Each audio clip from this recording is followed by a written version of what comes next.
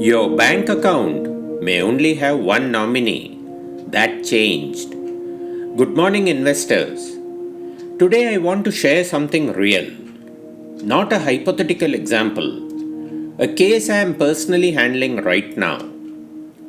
Ajit is 85 years old.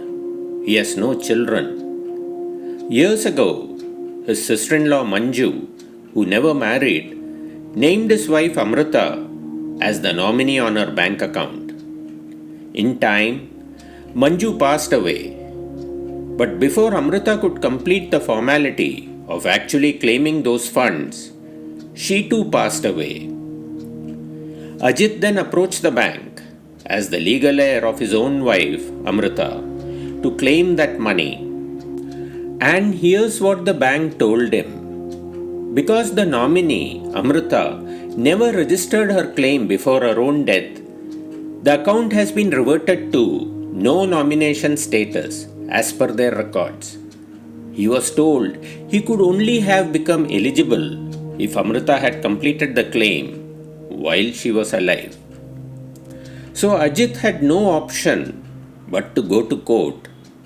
After 1.5 years, he finally received an order declaring him the legal successor to Manju's estate. But even that wasn't the end. The bank has now said this matter must be routed through their legal department, which could take several more months. An 85-year-old man, 3 years and counting, for money that was always rightfully his family's. The old problem and why this happened. Until recently, banks allowed only one nominee per account. Just one with no backup. If that nominee passed away, whether before or after the account holder, but before actually claiming the funds, the family was left with no clear path forward. Legal heir proof, often a court order, real delays at the worst possible time. What changed? Here's the good news. Under the Banking Laws Amendment Act 2025, effective the 1st of November 2025, you can now nominate up to 4 people on a single bank account. And you get to choose how. Simultaneous nomination, where you assign a percentage to each person.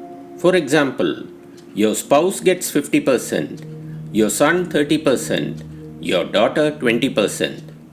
Successive nomination, where the next person only inherits if the one before them has passed away. Spouse, then son, then daughter in that order. One small detail worth remembering. For lockers and items in safe custody, only successive nomination is allowed. This is exactly what the new rule fixes. Go back to Ajit's case for a second. If Manju's account had used successive nomination, naming, say Amrita and a backup, then if Amrita couldn't claim in time, the next person in line would have stepped in automatically. No nomination status, no 3 years, no court. That's the entire point of being allowed up to 4 nominees today, in a clear order of succession. One person, one point of failure. That era is over if you actually use this feature.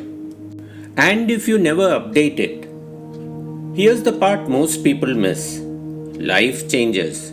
Marriage, a new child, a death in the family, even just moving cities. Any of these can quietly turn your existing nomination into the wrong one. My advice, review it once a year. Simple as that.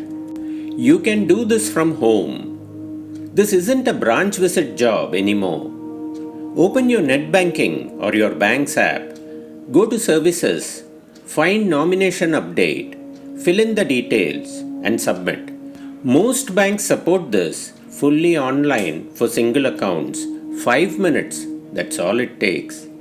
If you are 60 or above, 2 things I'll specifically recommend at this stage of life. 1. Add your children as nominees across all your assets, not just one account. 2. Seriously consider making your spouse a joint holder. not just a nominee. A joint holder gets immediate access to funds in an emergency. No claims process, no waiting. One family, one mobile number.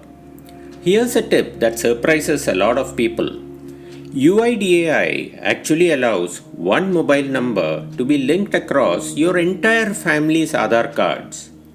Keep your own or your spouse's number as the common one. It solves a very real problem. Children losing access to OTPs after they change SIM cards abroad. And it means the whole family's documents can be stored and retrieved through a single DigiLocker login. The real lesson. Families are almost never punished by the rules themselves. They are punished by never updating their paperwork. My Wealthwise pin-up rule for today. Remember this, nomination is not the same as ownership. It only makes the claims process smoother.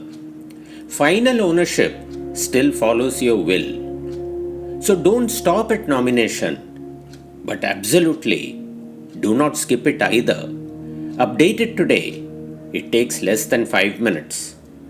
So tell me, have you checked your bank nominations in the last 12 months? Or are you still running on whatever you filled in years ago? Drop a comment below. I'd love to know. I am MV Suresh, founder of MV Suresh Wealthwise. For regular mutual fund updates, connect with me on Facebook, Instagram, LinkedIn, YouTube and Telegram. Wishing you good financial health. I'll be back tomorrow with a new tip. Till then, stay wealthwise.